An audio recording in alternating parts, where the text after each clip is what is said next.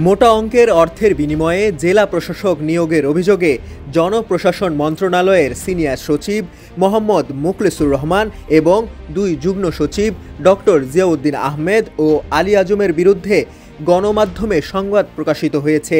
এই সংবাদকে ফেক বলে দাবি করেছেন অভিযুক্ত সিনিয়র সচিব মুখলেসুর রহমান। এ প্রসঙ্গে তিনি বলেছেন, it's a fake news. Senior সচিব বলেন, আমার মোবাইল ফোন স্যামসাং, তারা যেটি শো করেছে সেটি হলো আইফোন। আইফোন কি আমি ব্যবহার করি স্যামসাং। উনারা কে কি দেখালো উনাদের জিজ্ঞেস করেন, আমি এটার বিষয়ে কিছুই জানি না।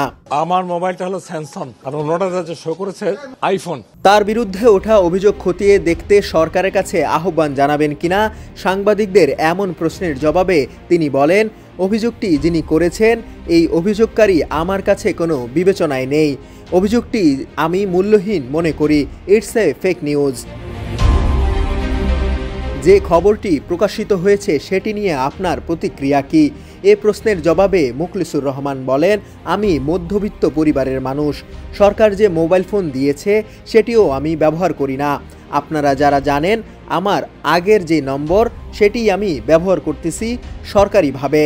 এই সংবাদের সত্যতা আছে কিনা, থাকলে পদত্যাগ করবেন কিনা এ বিষয়ে তিনি বলেন, আপনারা যদি নিউজ করতে চান, স্ট্যান্ডবাজি নিউজ করতে চান, তাহলে এ প্রশ্ন করতে পারেন। এতদিন আমার সঙ্গে কাজ করেছেন, বিন্দু বিসর্গ যেখানে সত্যতা নেই, এই প্রশ্ন করার আগে আপনারা নিজেকে প্রশ্ন করুন, কতটুকু যৌক্তিক হচ্ছে আমাকে এই প্রশ্ন করা। খামেরা তো দাগ হয় কিভাবে? এই যে ভাবি, দাগও যাবে রাগও যাবে, নিন চাকা সুপার হোয়াইট। মানহানির মামলা করবেন কিনা এমন প্রশ্নের জবাবে সিনিয়র সচিব বলেন, আমি প্রথমত বলবো যারা এটি করেছে তাদের আমরা কতটুকু গুরুত্ব দেই।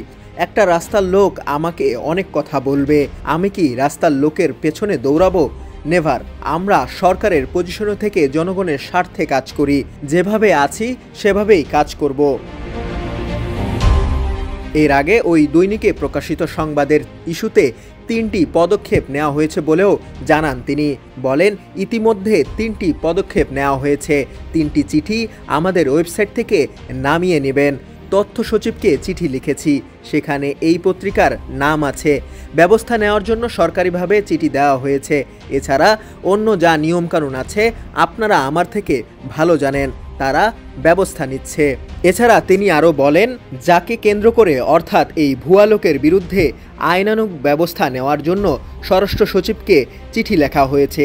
2-1 দিনের মধ্যেই তিনি গ্রেপ্তার হবেন। যে ব্যাংকের ভুলের কারণে ব্যাংক অ্যাকাউন্টটা খোলা হয়েছে, বাংলাদেশ ব্যাংকের গভর্নরকে চিঠি দেওয়া হয়েছে এ ব্যাপারে। শুধু উনার বিরুদ্ধে ব্যবস্থাই হবে না, অন্যান্য ব্যাংকও যাতে এরকম সমস্যা না হয় সেই পদক্ষেপ নেওয়া হচ্ছে। শাহাদাত তনিম, ডেস্ক রিপোর্ট, সমকাল।